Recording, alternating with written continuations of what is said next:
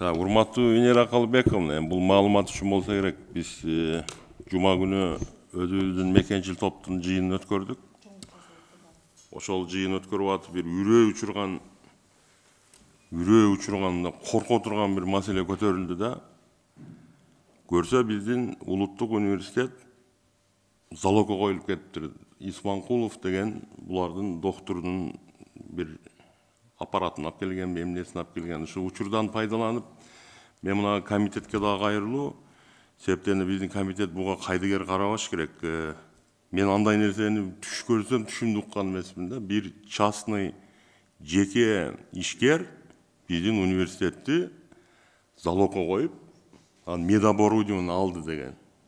Менде сизге суроо, жолдош министрлик, биринчи сизге, Минфин. Бул иш боюнча силерде маалымат барбы? Азыр маалыматым жок экен. Бирок кыскача залог берсе, бул финансы министрлиги гарантия берилет.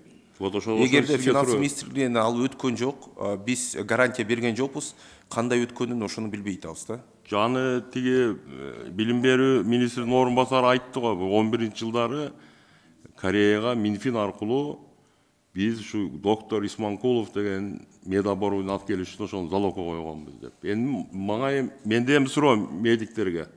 Урматтуу министрдин орун басары.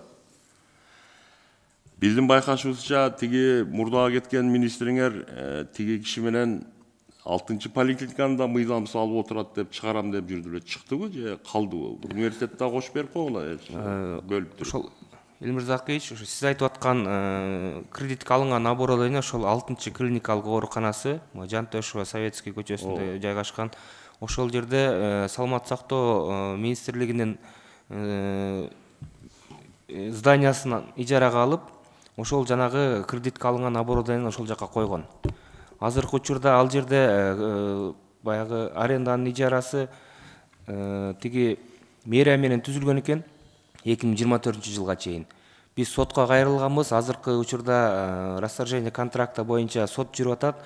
Оборудованиясы боюнча тиги башкы прокуратура ал боюнча иш алып барып атат.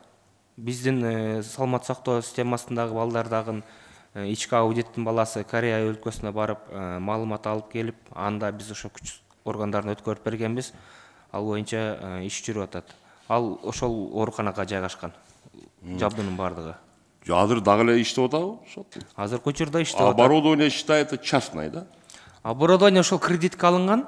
Жок, кредитке ким алган аны? Мамлекет алганбы? Жок, ошол жеке ишкер алган. Бул аябай коркунучтуу нерсе, мындай нерсе билбейм, Кыргызстанда ушу бир эле жолу болду окшойт депчи. Ишенбей деле калдык, может дагы ушундай имараттар бардыр. Мен чыгардыңарбы, чыгарбадыңарбы деген себеби, эгерде тиги университетибиз ошонун айынан залогко кирип кетсе, эртең ал жерде дагы докторлор отурат. Ошондой жеке докторлор. Иштеп койгула.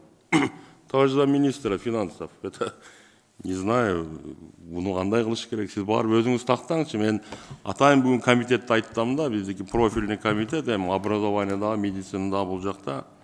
Ошондо мен бул маселени жогорку кеңеште көтөрөбүз. Биз баягы өзүбүздүн группанын чечимин чыгарып бердик. Венера Калыбековна, бул биздин комитетке маалымат үчүн.